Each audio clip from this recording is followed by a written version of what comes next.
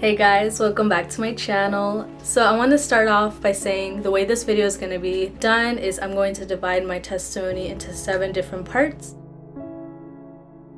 So my grandmother first invited me to church when I was around 9 years old, and this church is called Renacer, which basically means to be reborn again in Spanish. I felt immediately welcomed, accepted, loved. I felt like I belonged in that community automatically. And I was a kid, so obviously I also looked for somewhere to have friends and have fun and socialize.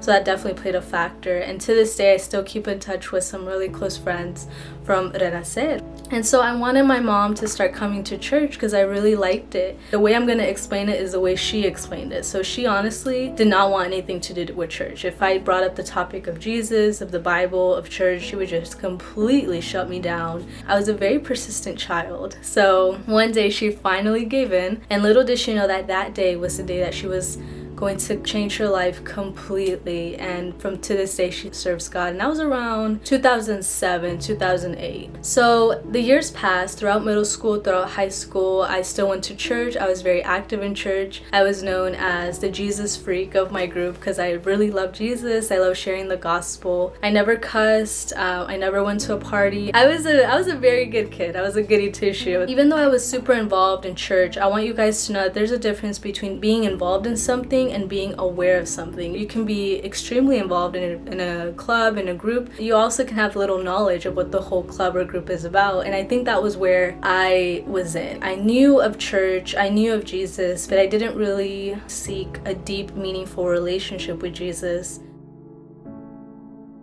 Around 2015, there was a very drastic situation in my life.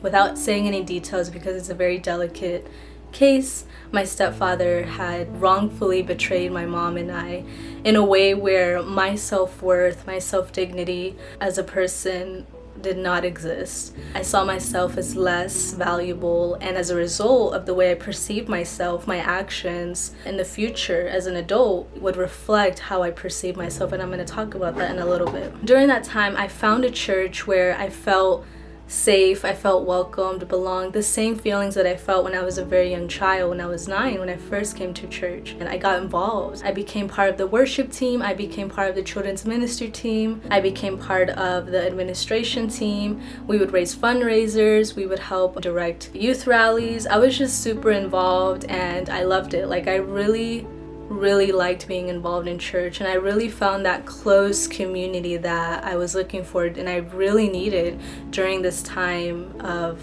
pain. I was just going through so much. I was also obviously in school, so that was just another responsibility that I had to deal with. I saw my mom go through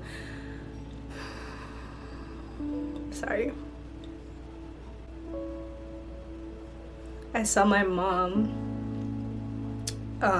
just take a complete drastic change from, she's still very strong and I will always see her as strong, but it really affected her mentally. And finding this church and being involved really helped heal a lot of that pain that I was feeling internally, that I was dealing with.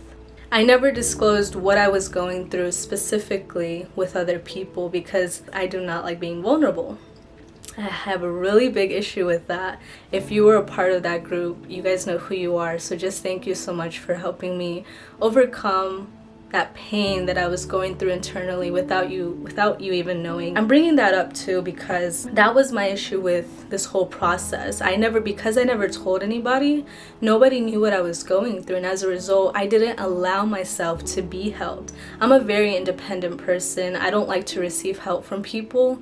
That's another issue in itself. But as a result, I had to face those issues alone. There's going to be tribulation. There's a community to help you go through those situations, and I had that community, but I didn't allow myself to be helped. During this time, I also started dating, and because my self-worth and confidence was completely shattered, I started to seek validation, security, and happiness through other people and relationships. I didn't like being single. I needed to be with somebody to feel whole, and that's not okay. There was a void in my heart that I felt that was only filled if I was with another person. There were different things that I started to do that weren't spiritually right, but also during this time my faith was very lukewarm, I would say to cold. And as a result, my decisions reflected my lukewarm faith, which was not godly-like. Before I left the church, the last 6 months were a very hard 6 months because there was a lot of doubt that I had within my faith that I never really shared with anyone. Some people in the church that really hurt me, and the last 6 months were very hard because I remember going to church and driving there, and I felt a knot in my stomach because I didn't want to go to church. I knew that I shouldn't feel that way. Church is a place where you should feel accepted, welcome. The feelings that I first felt when I came to church. But things had happened to the point where I didn't even want to go. I just didn't feel happy. And in addition, there was a lot of doubts that I was facing internally within my faith that I didn't share with anybody. And that's another issue in itself. That is why sharing and being open and vocal about your emotions is so important. My mom and I started to argue horribly. It got to the point where every single thing that she said, I just took it as an offense. Like, oh my gosh, she's attacking me. I couldn't stand being in the same room as her. We would always argue. There's a saying in Spanish como que te caigo, ¿verdad? Which means that they just irk you. I was on the verge of moving to California and completing my undergrad there. That's how bad it was. We both decided it was best that she go to Peru for a few months so we just have some space for each other. And as hard as it was to see my mom go, it really did do a lot of healing within my mom's and I relationship. Like, she needed time away from me to reflect her actions because she did things that wasn't okay. I did things that wasn't okay, and it was definitely such a healing process. At that time, I didn't really know how to cook, so I really missed her food. So, but all of these arguments stemmed from the fact that I completely gave up on my faith. Different factors led up to this decision. I was hurt by some people in the church. I could not forgive them, and I was still bitter. I was still hurting from the actions that they took towards me. I was in a relationship that affected my spiritual relationship with God, and that obviously played a factor in to make the decision of leaving the church and my faith altogether. It wasn't a decision where I impulsively said, okay, you know what, I quit. I'm done with this. It was something that I thought for 6 months. So as a result, I had a fallout with my faith. I just decided I don't want anything to do with God. I don't want anything to do with Christianity. I don't want Jesus. I don't want church. I don't want the Bible. I don't want anything. That was when my rebellious phase came into play. From August of 2018 to December of 2019, I was in my, I like to call rebellious phase. And I like to say rebellious phase because I got a tattoo, which usually means that a person is going through something. Not really, I'm just kidding. But sometimes it does mean that. And I actually did get a tattoo. I'll show you guys. So this tattoo means something very special. It basically meant that I'm going to look at the good things in life and not focus on the negative, because as a sunflower, they obviously look up to the sun, and I correlated that to looking at the good things in life and just ignoring the negativity. Good vibes only. During this time, I felt like I could conquer the world, like I was invincible.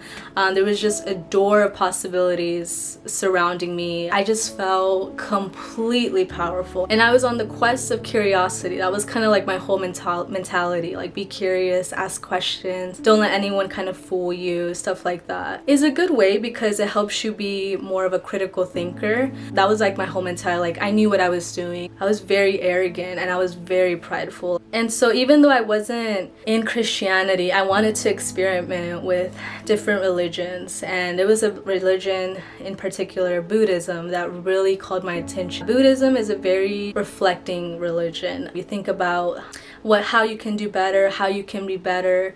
Don't focus on anyone else, just focus on yourself and improving yourself, stuff like that, personal growth. So it is a very personal development type religion. In that way, it was good because it helped me to kind of realize what I need to work on. It was a very, I would say in my opinion, it's a very selfish religion. Maybe I'm wrong, but that's just the way I perceived it. And I noticed I didn't really like that, so I stopped doing Buddhism. I also believed that the universe was on my side. I don't need to focus on a God. I don't need to pray on a God because everything is going to work itself out. I would call God the universe. This whole freedom only lasted about a few months. And I noticed that despite all of these experimentations with different religions, I noticed that I still felt empty. I still felt that void. I was in a state where I was just emotionally unstable. I started to fill up these voids. I started to help calm myself down by seeking other relationships. And I started back into that vicious cycle of dating. And I want to note something. It's not bad to date. Obviously, you're meeting new people, you're finally realizing what you want in a person.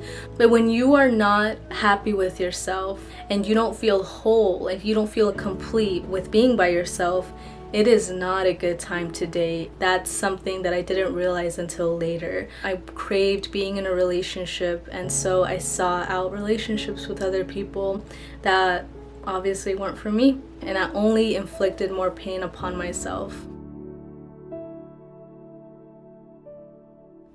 I found myself in a very low point in my life. I felt extremely empty. Despite my efforts to seek happiness and wholeness through different religions, relationships, through different people, I decided to go on a drive. I remember calling out to whatever God was out there. I remember calling out to Allah, to Buddha, to God. I basically let myself know I'm here. And I was so desperate for happiness, for wholeness, for healing, just to see who would actually listen. And God met me halfway there in that car on that night. I told God, if I come back, it won't be the same. I asked God to understand to where I was coming from. I was very hurt. I was very skeptical of the church, of the faith altogether. I was very wary of other people. It would be very difficult for me to open myself up to other people due to my past experiences. And I just told him I was scared. I was really scared because I just don't want to get hurt again. Because I was wary of other people, I wasn't interested in creating relationships with people in church. And so I told God, I'm coming back, but I'm doing things on my own. Like, I want to grow, I want to learn, I want to grow with you, God, but independently. I don't want help from other people. I don't want to be in a youth group. But when it comes to discipleship, you need that community, and I didn't want to accept that. The first person I came back with was my friend Jane, and I'm going to mention her because she still plays a very big role in my life. She always received me with a smile. Hey bud, how are you? So Jane, if you're watching this, you really played a really big role in my coming back decision. My best friend Ginger also, I remember when I first told her that I didn't want Jesus anymore, that I rejected Christianity, she was so devastated. And then I called her again, hey, I'm going to church. And she was like, she was so excited, she was so happy. There's so much more people I can mention, but that would be like a 30-minute video. We're not about to do that. To those that have asked for advice, for words of encouragement, FaceTimed, called, thank you so much. You guys know who you are. That's our calling. We're called to be disciples of Christ, and that's what they were doing with me, despite me knowing. And so that's why it's so important to have that community. And now I'm realizing that now more than ever, because those people really played a pivotal role in my life during these moments of uncertainty and change. 7 months later, I'm still here. I'm growing every day. Some days are better than others, but nonetheless, I'm still here. I can't say for certain that I'm 100% there. I don't think we'll ever have it all together, but I think I'm on the right track. My doubts have, for the most part, vanished. I still have questions, but I use those questions as an opportunity to just dig deeper. I finally accepted the fact that I'm not gonna know everything, because some things are just meant to be a mystery. I've honestly never been happier in my life than in this very moment. That's so crazy for me to say. Like, if you would have told me I would be filming, like, of me posting a video on YouTube about my testimony on coming back to God, I would laugh in your face. My identity is no longer in how other people see me in relationships. or in other people. My identity is in Christ, and as a result, I just feel completely whole. This season of singlehood is being used to solidify my faith, not just before I get in a relationship, but I just think it's important that I do this for myself as well, and for my future family whom I will teach the gospel. There's a quote that I still stand by today, and it's kind of cliche, it's kind of corny, but I think it still has meaning. In order to love who you are, do not hate the experiences that shaped you. I've been able to realize my self-worth because I know what it is to have none. I've been able to forgive. For me to say that is so empowering, because I held so much bitterness towards the people that have wronged me. But I've been able to forgive those who have wronged me because I know what it is to feel bitter. I've been able to feel whole because I know what it is to feel empty. I've been able to feel peace because I know what it is to feel constant anxiety. I've been able to be humble because I know what it is to be arrogant. But these things weren't accomplished through me, but through Christ, who has given me strength.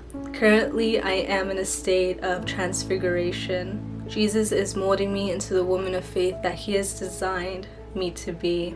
I had a very vulgar vocabulary when I wasn't a Christian. That's just not how I want to be anymore. My anxiety levels have diminished immensely. That just goes to show, like, Jesus transforms. He is the source of peace, and all the glory is to God.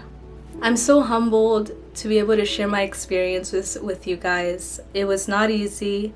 One of the biggest obstacles, again I repeat, was honestly starting to record myself. I would just stare at the camera. This is a very uncomfortable thing for me to do, but it's a part of the process. So thank you guys again for allowing me the opportunity to share my testimony. So I'm going to end it with this, and I'm so humbled by this experience. So thank you again. I'll see you guys later. Bye.